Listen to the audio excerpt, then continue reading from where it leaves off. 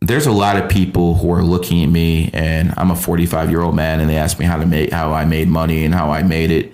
It's a long story, bro. I've been alive for 45 years. Motherfucker, you 24 years old. You got big bags at 24. How the fuck did you pull that off?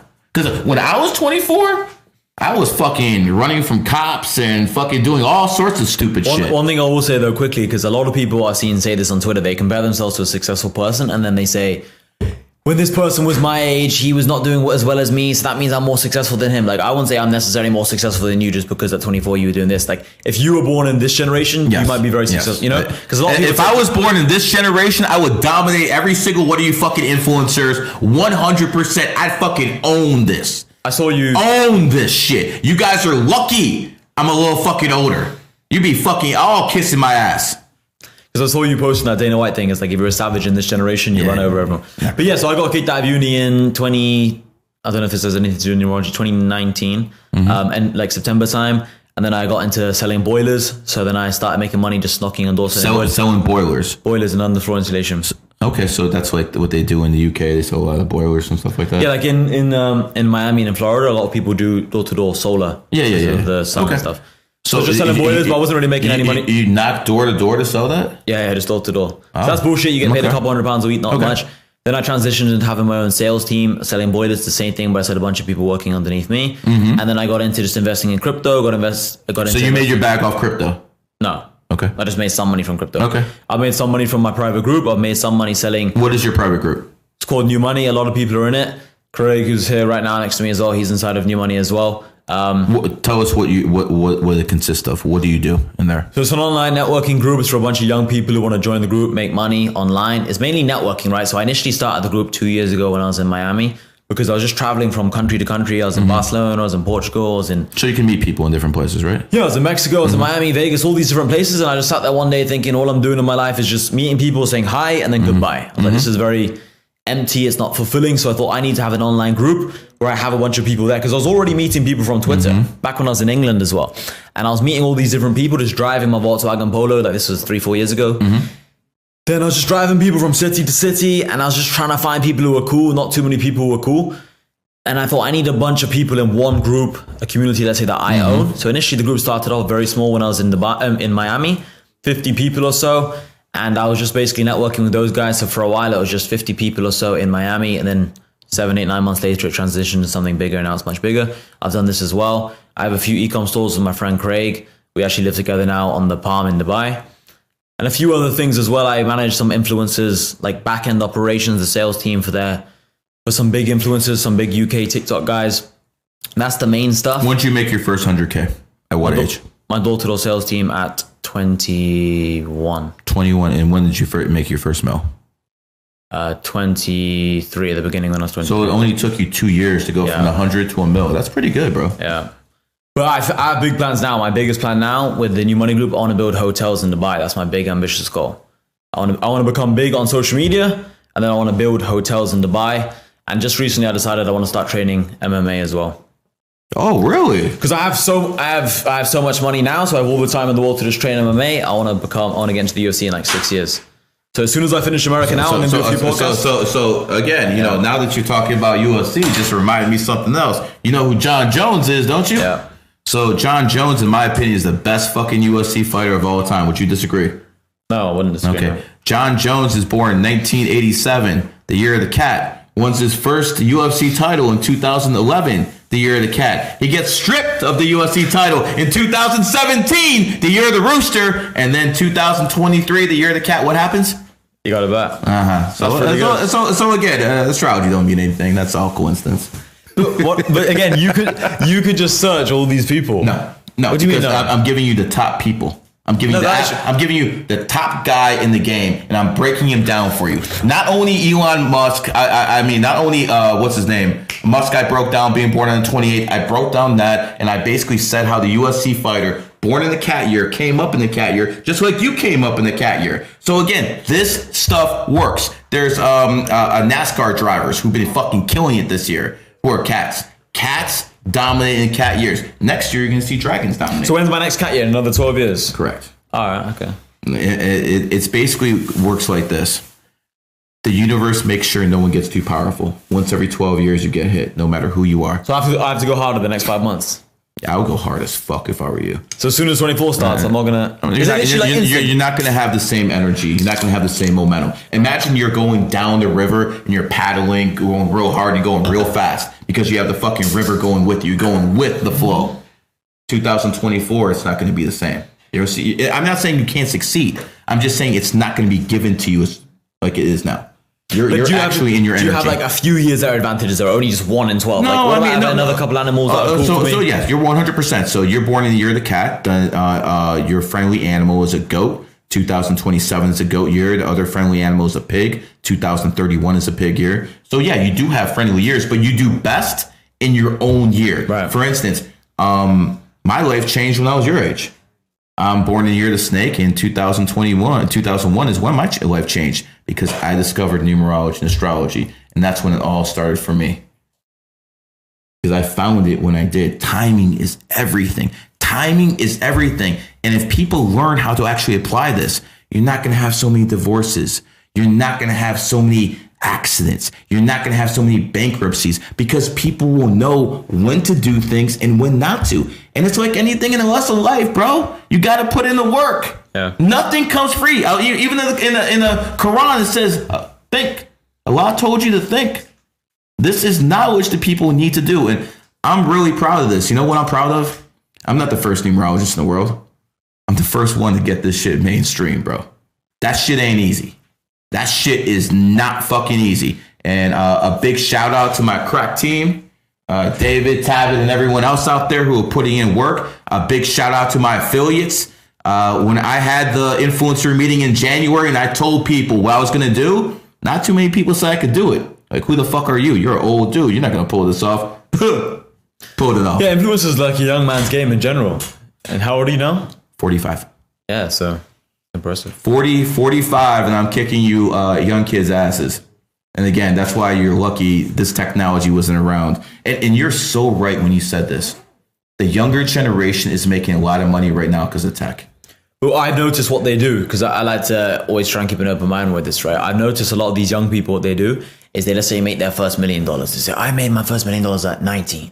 And then they shit on someone, let's say, who made their first million at 37. And then they'll say, the 37-year-old, I got an 18-year head start. It's like, no, it's like, you need to compare yourself to the other successful 19-year-olds. So it's crazy that these guys just compare themselves to old people. It's like, you can't compare yourself to a 95-year-old who grew up with no internet or with no phone. Yeah, it's completely different. It's so different, man. Now we can meet people online. There's so many things. It's crazy. Bro, I can live anywhere I want in the world because all my work is off the internet. Yeah. All my work, I can live anywhere I want. Bro, what would you say to the young guys right now who are sat there feeling sorry for themselves, who aren't even making, let's say, 10K a month? They start thinking, oh, it's so difficult. Because I have my own advice. What would you say to them? 10K a month, huh? Bro, a lot of people here would love 10K a month. Yeah, I guess they would. I mean, I would have loved 10K a month when I was young. Here's what I'm going to tell you guys.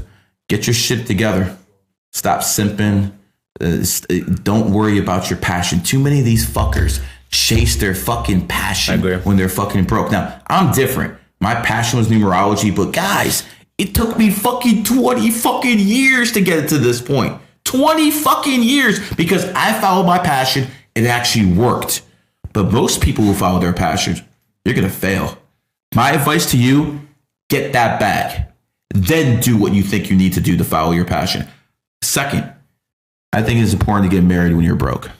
Yeah. I think it's very important to get when you're broke. Because, did you do that? Yes. Yeah. I picked my wife up when I was dead broke. She could have married any millionaire. She married me.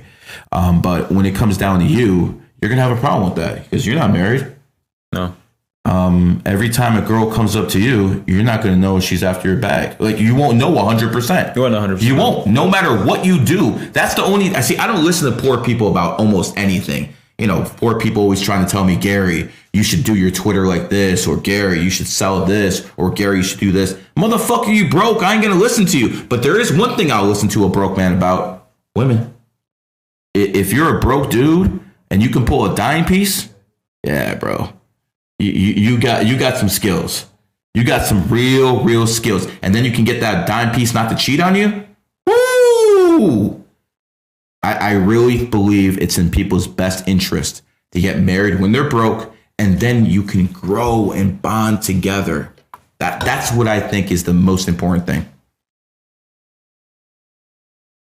I'm not disagreeing. But I'm rich now, so we'll see. That's probably maybe I have to lose all my money first. No, don't do that, brother. Don't do that. But this is where the numerology and astrology comes in. I'm gonna tell you when your soulmates are born right after we're done talking, brother. I need to avoid the enemy. Oh yeah. By the way, you'll find your enemies the most attractive. Yeah. I'll give you one example. You know who A-Rod is, right? Alex Rodriguez. No, I don't. Oh, wow, you definitely are from the UK. Alex Rodriguez. Boy or girl? No, this is a boy. Right. Alex Rodriguez is one of the best baseball players in American history. He is born in the year of the cat, and he had a relationship with J-Lo. You know who Jennifer Lopez is, right? She's born in the year of the rooster.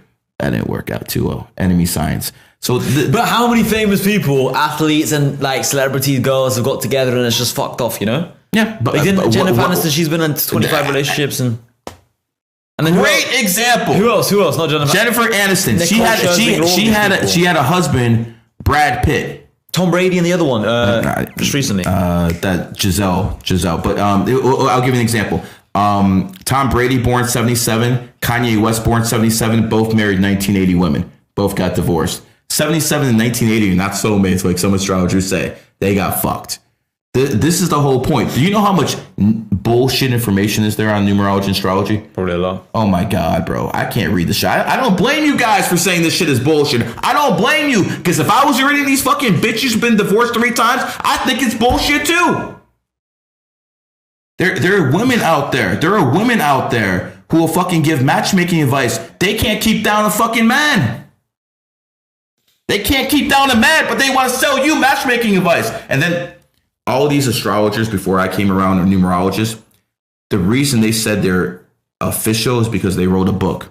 They basically took someone's book, copy and pasted it, and all of a sudden they put a book out there and like, look, I'm a numerologist. Yet no one buys their book and they're fucking broke and it has 1 star on Amazon. Oh, by the way, that's what I did to one woman. Remember Allison?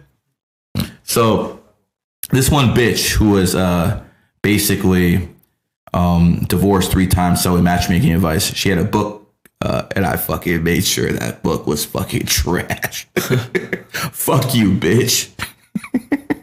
I don't know why men would trust women's judgment on these things anymore. Really? You don't trust a woman's judgment? Listen, I think it's just because these men, what happens is they find these women attractive, whoever's selling it, and they think, oh, this girl must be right. Because in general, they say it's like human psychology. Who, if someone's selling you something and they're better looking, you believe them more in general, right? Well, women don't like actually being with men who look better than they do.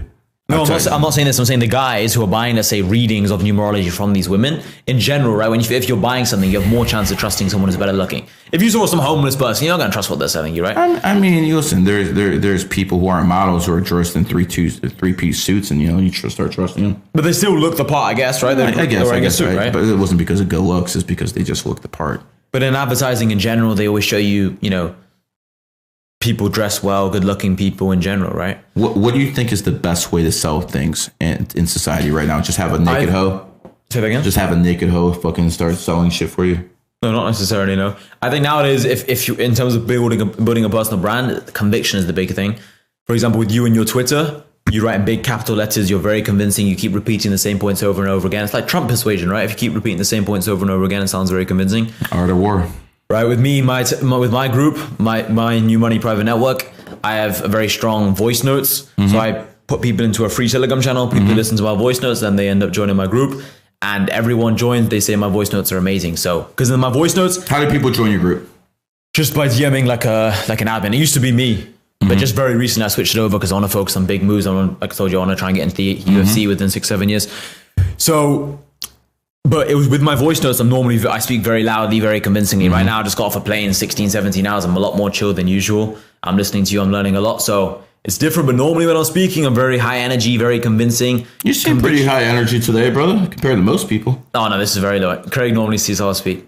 Though people who know me know this is me very quiet. But anyway, if you sound convincing, people are way, way, way more likely to trust you. Yeah, 100%. Right? If people think this, if people listen to you and that you sound more sure in yourself, then they are of their opinion. So for example, with this numerology stuff, the reason why I entertain what you're saying and I'm listening is because you are way, way more sure of what you're saying about this topic than I am about this topic. Whereas if there's something which I feel like I know more, then I'm going to be more convinced. You know what I mean? Just basic sales.